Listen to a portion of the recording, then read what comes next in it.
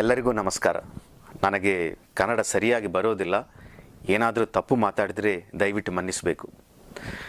ಸತ್ಯರಾಜ್ ಅವರ ವಿವಾದ ಬಗ್ಗೆ ನಾನು ನಮ್ಮ ನಿರ್ಮಾತೃಗಳು ಒಂದು ಕ್ಲಾರಿಫಿಕೇಷನ್ ನಿಮಗೆ ಕೊಡಬೇಕೆಂದು ಆಸೆ ಪಡ್ತಾ ಇದ್ದೀವಿ.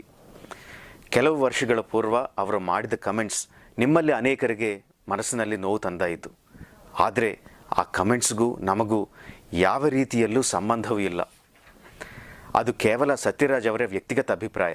ಒಂದು ತಿಂಗಳ ಮುಂಚೆ ಸೋಷಿಯಲ್ ಮೀಡಿಯಾನಲ್ಲಿ ಈ ವಿಡಿಯೋ ನೋಡೋ ತನಕ ನಮಗೆ ಈ ವಿಷಯನೇ ಗೊತ್ತಿಲ್ಲ. ಅವರು ಈ ಕಮೆಂಟ್ ಮಾಡಿ 9 ವರ್ಷ ಆಗಿದೆ.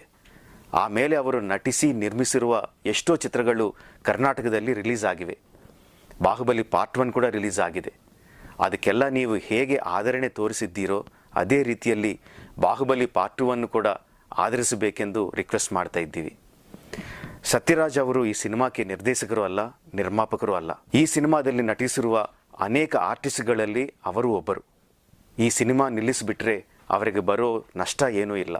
ಅವರೊಬ್ಬರು ಮಾಡಿರುವ ಕಮೆಂಟ್ಸ್ ಮೂಲಕವಾಗಿ ಇಷ್ಟು ಜನ ಎಫೆಕ್ಟ್ ಆಗುವುದು, ಅವರ ಮೇಲೆ ಇರುವ ಸಿಟ್ಟನ್ನು ಬಾಹುಬಲಿ ಚಿತ್ರದ ಮೇಲೆ ತೋರಿಸೋದು ಸರಿಯಿಲ್ಲ ಅಂತ ತಿಳಿಸುತ್ತೀವಿ. ಈ ವಿಷಯದ ಬಗ್ಗೆ ನಾವು ಸತ್ಯರಾಜ್ ಅವರಿಗೆ ಫೋನ್ ಮಾಡಿ ಸಿಚುವೇಶನ್ ಎಕ್ಸ್ಪ್ಲೇನ್ ಮಾಡಿದ್ದೀವಿ. ಅದರ ಮೇಲೆ ಏನು ಮಾಡಲಿಕ್ಕೂ ನಮಗೆ ಶಕ್ತಿ ಇಲ್ಲ. ನಮಗೆ ಸಂಬಂಧ ಇಲ್ಲದೇ ಇರುವ ಈ ವ್ಯವಹಾರದಲ್ಲಿ ನಮ್ಮನ್ನು ಇನ್ವಾಲ್ವ್ ಮಾಡಬಾರ್ದಂತ ಮತ್ತೊಮ್ಮೆ ನಿಮ್ಮೆಲ್ಲರನ್ನ ರಿಕ್ವೆಸ್ಟ್ ಮಾಡ್ತಾ ಇದ್ದೀವಿ. ನಿಮ್ಮ ಪ್ರೀತಿ ಸದಾ ನಮ್ಮ ಮೇಲೆ ಇರಬೇಕೆಂದು ಆಸೆ. ಹೃದಯಪೂರ್ವಕ ಧನ್ಯವಾದಗಳು. ನಮಸ್ಕಾರ.